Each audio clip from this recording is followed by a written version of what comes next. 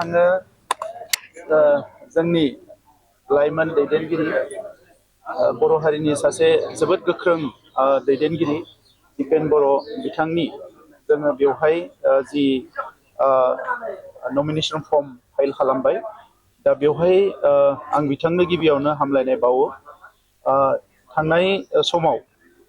UPPL हान्जाया गोबां खामानि मावबोदों दिपेन बर' बिथां बायदि आरो गोबां लाइमोनफ्रा दिनै हारिनि आरो ओनसोलनि बिबान रुजुनो थाखाय आवगायबोदों आरो दिनैनि समाव जोंहा क'क्राझाराव राजु नार्जारी बिथां लरेन्स इस्लारि बिथां आरो लोगोसे जोंहा चिराङाव रन्जित बसुमतारी बिथां बाक्सायाव जोंहा राकेश ब्रह्म बिथां आं तामुलपुराव आरो बेवहाय दिपेन बर' बिथांजों लोगोसे आरो जोंनि माखासे बिजाथिफ्रा दिनै नमिनेशन फाइल खालामदों आरो UPPL हान्जाया एबार हारसिङैनो बिसायख'थि गेलेनायनि थाखाय थांखि लादों गोबां दोलोफ्रा रिजनेलानो जा नेसनेलानो जा सोरबा सोरजोंबा लोगो जानानै गेलेयो जोंबो आगोलाव गेलेदोंमोन नाथाय नैबे बिसायख'थिखौ जों हारसिङैनो बाहागो लानो सानदों जोंनि जि सिन्ताधारा जोंनि जि मिशन भिजन बेखौ लानानै जों आवगायनो सानदों आरो थांनाय गोलाव समाव नोंथांमोना नुदों जे गोबां राजखान्थि हान्जाया बिसायख'थियाव देरहालाङोब्लाबो बिथांमोना नांगौ बायदि खामानि मावनो हाया थांनाय 5 बोसोराव जोङो गोजोनखौ गायसनदों हारि माहारिनि गेजेराव खौसे लाबोदों जौगानायनि बिथिङाव नायोब्ला सोलोंथाइया जोबोद जौगादों दिनै जोंहा गोबां IPS नङाब्लाबो ACS APS जों मोननो हादों इन्जिनियार डक्टर जोङो मोननो हादों गोबां फरायसालि थानसालिफोरखौ जों फाहामदों दा बे गासैबो खामानिफोरखौ मावनायखौ नुनानै रायजो राजाफ्राबो गोजोननाय मोनदों दा नंखायनो जोङो नैबे बिसायख'थियाव जोङो फोथायो बड'लेण्ड ओनसोलनि रायजो राजाया बर' माहारिजों लोगोसे गुबुन गुबुन हारिनि रायजो राजाफ्राबो जोंनि बिजाथिखौ बिथांमोना मदद होगोन आरो बिथांमोना फोथायो आंनि बुजिनायाव जे जौगानायखौ UPPLआसो लाबोनो हागोन नंगुबै जौगानायखौ UPPLआसो लाबोनो हागोन आरो UPPLनि बिजाथिफ्रा देरहाना थांनानै बड'लेण्ड ओनसोलनि बड'लेण्ड जोंहा जि गोजोन गोरोबथा जालांबाय बिनि थाखाय आरो लोगोसे बेवहाय बायदिसिना जि इसुसफोर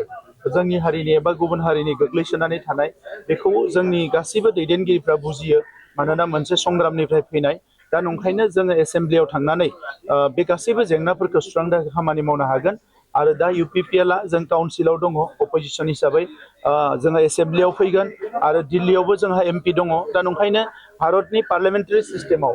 गाहायनिफ्राय गोजौसिम एबा गोजौनिफ्राय गाहायसिम UPPLआ गोख्रों रल लानानै फैबाय थानाय समफ्राव हारिनि थाखायबो खामानि मावनो हागोन आरो ओनसोलनि थाखायबो खामानि मावनो हागोन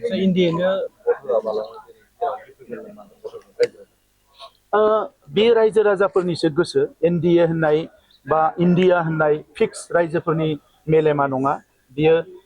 भारत हादरनि जि सुबुं दारा खान्थि बेवहाय गोख्रों मोनसे सिन्ता जि मानसिफोरनि रायजो राजाफोरनि जे बिथांमोना 5 बोसोरनि उन जाय बिजाथिखौ मोजां मोनो बेखौ देरहायो आरो जायखौ गाज्रि मोनो बेखौ फेजेनो दा नंखायनो बेवहाय इन्डिया आरो इन्डिया होननाय बा NDA होननाय फिक्स जेबो नङा बे मोनसे थासारिखौ गिदिर गिदिर हान्जाफ्रा एबा पलिटिकेल पार्टिसफ्रा गावनि फारसे लाबोनो थाखाय थासारि दानो नाजायो खिन्थु रायजो राजाफ्रा जोबोद बुजियो दिनै आसामाव गोबां जेंना सोलिगासिनो दङ लामा दालां बानायदों खिन्थु बेजोंल' सन्तुष्ट नङा गोबां माहारिनि खामानि मावनांगौ समाजनि खामानि मावनांगौ बेफोर जाफुङाखै दा बेफोरखौ नुनानै जोंनि ओनसोलावबो सोरबा दोलोआ फैयोबा हिंसा जायो हारि माहारिनि गेजेराव बेले बेजे जायो बे थासारिफोरखौ नुजोबनानै दिनै बयबो बुजिदों आरो बिनिखायनो आं फोथायो जे बेवहाय इन्डिया बा NDA नङा UPPLनो बड'लेण्ड ओनसोलाव रायजो राजाफ्रा भट होगोन आरो जोंनि बिजाथिया देरहालांगोन बिसायख'थियाव जों गोजोन खौसेथि जि रियेल डेभेलपमेन्ट नंगुबै जौगानाय आरो जोंनि बर' गोरोबथाखौ गोजोन गोरोबथाखौ 100% जाफुंहोनाय आरो बेजों लोगोसे हारिया मुलुगनां थाखोआव जौगानो थाखाय माखासे जि फसंथानफोर जोङो गोरोबथायाव मोनदोंमोन बेखौ थाबैनो लुफुंनांगौ माखासे थाखा फैसाया फैखाबाय लुनाया अलरेडि स्टार्ट जाबाय बेबायदि गोबां खामानि दङ बेखौ लानानै जों आवगायलांगोन गुबैयै समाजखौ जाहाथे मोनसे सुरक्षित मोनसे रैखाथि गोनां थासारियाव लाखिनो हायो आरो जोंनि बर' माहारिखौ फैबाय थानाय समाव बड'फाया जि बिबान होलांदों गेरेमसा हारि दानाय बे हाबाफारिखौ जाहाथे बुहुम बिखायाव मावलांनो हायो थांनाय समाव जोंनि सरकार दङमोन दिल्लीयाव जोङो बड'फानि मुसुखा गायसनहैबाय दिल्लीनि सरकारजों सावरायनानै बड'फानि मुङाव लामा बानायबाय गोबां बिर जोहोलावफोरनि मुसुखा बानायबाय बिथांनि मुङाव आसनि बानायदों सुजित नार्जारि अडिट'रियाम जेरावबो बानायदों जोङो बिरसाल सिलागां स्टेडियाम जोङो बानायदों बेबायदि गोबां खामानिफोरखौ मावदों दा फैबाय थानाय समावबो बेबायदि गासैबो जि खामानिफोरखौ मावफुंजोबनानै बर' माहारिया जाहाथे मुलुगाव मोनसे गेरेमसा हारि जानो हायो बेनि थाखाय जों खामानि मावगोन सार मोनसे सोंथि खालामो सार बेजों लोगोसे नोंथाङा गोबां खम समायावनो 5 इयार्सनि टार्म्सआवनो नोंथाङा फार्स्ट टाइम जोंनि बिटिसि ओनसोलाव सेन्ट्रेल लेभेलजों जगाजग लाखिनायखौ जों नुनो मोनदों पाब्लिकनि मोनसे कुइसन फैबाय थादों दिनै बिथाङा दिसपुरजों कन्टेक्टआव बांसिन थायालासे अलवेज सेन्ट्रेलजों लोगोसे थांनानै उन्नयनखौ मावनो नागिरदों जेरै 125 एमएनएन बिल बेनि बेलायाव गोबां सिन्था खालामो 60टा समस्या खालामनायजों लोगोसे आरो उन्नयन खालामनो गोसो जादोंमोन सार बेनि बेलायाव सार नोंसोर मा क्लेरिफिकेसन होनो सानदों बे नंगौ जे पार्लियामेन्ट आरो एसेम्ब्लि बेवहायनो गासैबो पलिसिसफ्रा जायो दा नंखायनो जोंहा पार्लियामेन्टआवबो एमपि नांगौ दिनै एमपि मोनदों इउपिपिएल देरहानाय लोगो लोगोनो जोङो रायजो सभानि एमपिखौ लादों आरो लोगो लोगोनो जोङो जे पार्लियामेन्ट फैदों जिखौ 10 बोसोर मालाया सेना लादोंमोन बे क'क्राझारनि एमपिखौ जों लाबोफिननो हादों आरो मालाबाबो मोनफेरै जोङो थामथि थार्ड सासेबाव एमपि जोङो बड'लेण्डआव दायो मोननो हादों बर' हारियाबो मोननो हादों दा बेफोर बाथ्राफोरा पलिटिकेल मोनसे डिजाइन थायो दा बे पलिटिकेल डिजाइनखौ सम आरो बोथोरखौ नायनानै खामानि मावनो रोंनांगौ राजखान्थियाव फैनानै गोहोखौ लानानै जायै लोङै आराम खाटा पिटा साल्टा होनानै सोलिबाय थाबा बियो जानाय नङा माखासे ब्रेन बाहायनानै मेलेम बाहायनानै खामानि मावनांगोन आरो बेबायदि बाहायनायखायनो मोननो हादों दा जि 125 एमेन्डमेन्ट आरो बिटिआर एकर्डनि 100% इमप्लिमेन्टेसननि थाखाय जोङो खामानि मावबाय थादों आरो मावबाय थागोन बेल' नङा आरोबाव बड'लेण्डआव मोर पावार मोननो थाखाय बड'लेण्डखौ आरोबाव गोख्रों खालामनो थाखाय मानोना जोंनि सिमाङा आलादा रायजोमोन जों बेखौ मोनाखै थेवबो भारतनि संबिजितनि गेजेरजोंनो आरोबाव माखासे गोहोखौ दाजाबनानै बड'लेण्डखौ आरोबाव गोख्रों खालामनो हानायनि थाखाय जोङो खामानि मावनांगौ आरो बेखौ जोङो संग्रामिफ्रा जायफोर राजा लामायाव रेल लामायाव सोमावसारबाय सरकारजों खनले सावरायबाय संबिजितखौ जोङो भारतनि संबिजितखौ जोङो मोनफ्रोमबो पेजखौ फरायबाय दा बिनि उनाव जों मिथिदों जे भारतनि संबिधानाव आरोबाव गोबां बेबस्था दङ जेखौ जों मोनफुंनो हायोबा जेरैबायदि आर्टिकेल 280 जेराव जोङो डाइरेक्ट फाइनेन्सखौ मोननो हायो बेबायदि गोबां प्रभिजन्सफोरखौ जोङो दाजाबदेरनो हायोबा जोंनि ओनसोला आरोबाव गोख्रों जागोन जों बेखौ नोजोर बोनानै खामानि मावगोन एमसिएलए एमपि आरो एबार एमएलए नोंथांनि बेलायाव हेट्रिक मारिगोन नामा जोंनि बियो पार्टिनि बिथांखि बे हिसाबैसो आं खर'आव रुजुनदों आंनि जिउआव आंथ' पलिटिक्सखौनो खालामगोन होनना सानाखैमोन नाथाय बियो फैदों दा बेखौ नायगोन नैबे बिसायख'थिनि उनाव जोङो थिग खालामगोन दा हारिनि बबे साबसिन मोजां जायो ओनसोलनि थाखाय बबे साबसिन मोजां जायो बे बिथांखिखौनो इउपिपिएल दोलोआ लागोन आरो जों बेखौनो मावलांगोन जिथु रिहन दैमारिया सिनियर प्लेयार जों नांनो हागोन ना डिपेन्ड सिनियर प्लेयार्सफोराथ' रिटायार्ड लायो नोंथांमोना नुदों वर्ल्ड काप गेलेनायनि उनाव मेसिया रिटायार्ड लाबाय गोबाङानो रिटायार्ड लाबाय जोंहा 2020निफ्राय बिराट कहलिया रिटायार्ड लाबाय स' नुगोन लासैनो आंहा बिथांनि सायाव उइस थाबाय आरो बिथांखौ आं श्रद्धा खालामो सिनियर मानसि हिसाबै गाज्रि खोथा बुंनो सानाखै नाथाय बयहाबो मोनसे सम थायो नाथाय दिपेन बर'आ जाबाय जाखांफुनाय सासे लाइमोन बिथाङा मेलेमबो दोङो बिथाङा गोबां लेखाबो फरायदों आरो दा नैबे 20-25 बोसोराव सोमावसारनानै समाजनि खामानि मावनानै गोबां एक्सपिरियेन्स जाबाय दा बिनिखायनो गोदान गारियाव बयबो गाखोनो नागिरो गोजाम गारिबा बे जेसेबां जानो सोरबा सानो जे अल्ड इज गोल्ड होननानै बाट गोदान गारियाव बयबो गाखोनो नागिरो दा मानसिफ्रा गारि लायोबा गोदान गारिबा बयबो नोजोर होयो गोदान न' बानायबा बयबो नोजोर होयो दा बेबायदिनो दिपेन बर' बिथाङा दिनै उदालगुरिनि थाखाय माने जोबोद स्ट्रं एनार्जेटिक आरो डाइनेमिक सासे यंग लिडार बियो 24/7 खामानि मावनो हायो बेबो दिल्ली दिसपुर जेरावबो जगाजग खालामनो हायो आरो बेहा सिमां दङ जेब्ला मानसिया बैसो जायो अब्ला सिमाङा लासै लासैनो जोबलाङो दा नंखायनो जानो हागौ बिथांमोना दोङोमोन सिमां आगोलाव लासै लासैनो सिमांफ्रा जोबलांगोन बोलोआ खमायलांगोन एनार्जिया खमायगोन खारनो हानाय नङा बारा खारनो हानाय बे फिजिकेल मेटार जाहैबाय बाट मेन्टेलिबो गोबां खोथाफोरखौ माने बै समाव लासै लासैनो बैसो जाबा साननो बायो नाथाय यंग मानसिफ्रा बांसिन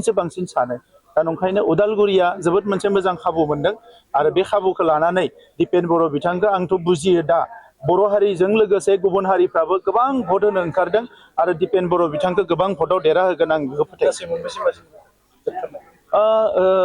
10 निफ्राय 12 मासिखौ मोनगोन आं बेखौ दा नुहुरो आरो बिनि एसे गाहाय गोजौ जानो हानाय नाथाय दिनैनि तारिखाव आं नुयो गिदिर बेरायै जिखौ नुदों 10निफ्राय 12 मासि UPPL आ मोननो हागोन बेखौ आं फोथायो सार मोनसे लासिनि गेजेराव सार बेजोंनो सार गोबां सार मोनसे कुइसन खालामबावदों पाब्लिकफ्रा जे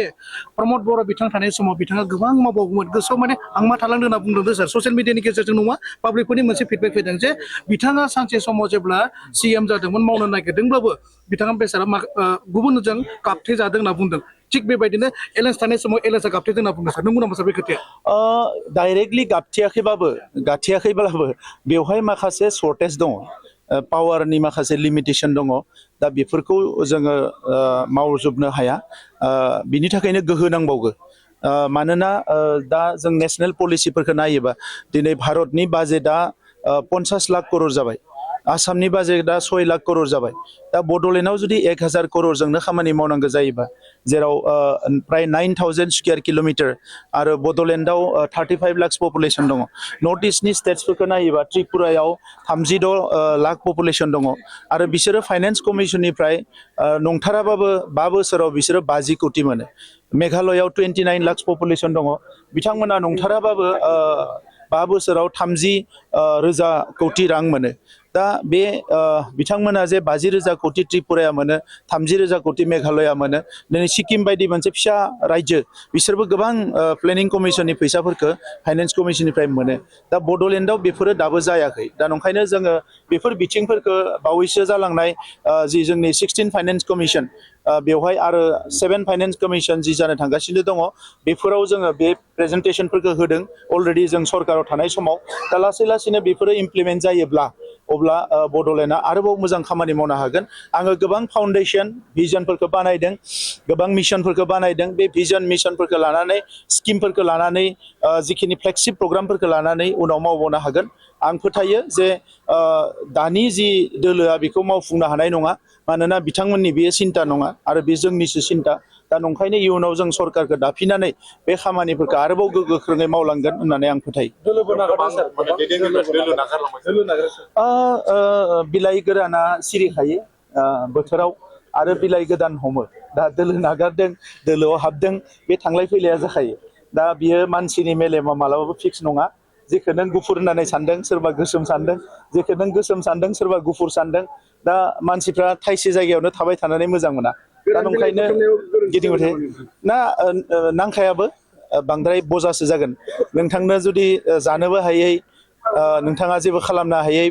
फाफ्लियाव बानबाय थायोबा नोंथाङा फाफ्लिया सागोन दा नंखायनो एसे फाफ्लिखौबो गुरै खालामनांगौ मानोना नोङो गोदान बिलाइफोरखौथ' नुयोबा बिराद मोजां सोमखोर गोदान बिबार बारोबा गोसोआबो रंजायो ओंखायनो गोदान गोजामा जायो बिदि होननानै आं बिथांमोनखौ मालाबाबो डिसरेगेट खालामा आं बिथांमोनखौ रेसपेक्ट खालामो जेरावनो था मोजाङै था अबंलावरिया मोजाङै लाखिथों बिथांमोननि जिउ संसारा मोजाङै सोलिथों नाथाय पार्टिया बेजों जेबो लस जाया सोरबा थांनायाव पार्टिया खहा जाया BPF निफ्राय जोंनियाव माखासे मानसि फैदोंमोन बै समाव BPF आ जेबो खहा जायाखै जोंहाबो जेबो लाब जायाखै दिनै जोंनिफ्राय माखासे मानसि थांगोन BPF आव बेवहाय BPF आ बेसेबां लाब जागोन आं मिथिया खिन्थु जोंहा जेबो खहा जायाखै सार लासिंथि खालामनायजों लोगोसे दिनै गोबां दिनै सार नोंथांनि जिखिनि अन्थाइ खाबाय गायसननाय अन्थाइ खाबाय गायसननायखौ दिनै BPF दोलोआ बुंदों दे बिथांनि समाव जि गायसननाय बे नंखाय गायसननाय होननानै गोदान खाबाय गायसननायखौ जों नुनो मोनदों बेखौ मा बुंगोन सार इरेसपेक्ट बुंगोन ना मा बुंगोन सार बेनि बेलायाव बेबायदि ओरैनो जानो नाङामोन मानोना जोंबोथ' बिथांमोननिखौ जेबो सिफायाखै जोङो प्रटेक्टसो खालामदों जेरावनो जि थाया मानो दा बे हिसाबै बिथांमोनाबो बेखौ एसे नोजोर होनांगौमोन दा बिथांमोननि पलिटिकेल डिसिसन बेखौ जों मा बुङो दा अन्थाइ खाम्बा बुफायनायजों मानायजों रायजो राजाफ्राथ' मिथिखागोन ना माखौ मा बबेखौबो सोर लुदों सोर बानायदों बेखौ दिनै उदालगुरिनि जि कनफारेन्स हल बेवहाय आङो 50 लाख हरदों गासैबो DC अफिसाव कनफारेन्स हल बानायजोबदों आगोलाव गैयामोन 50 लाख हरदों गोबां खामानिफोरखौ मावदों बेखौथ' बयबो मिथिखागोन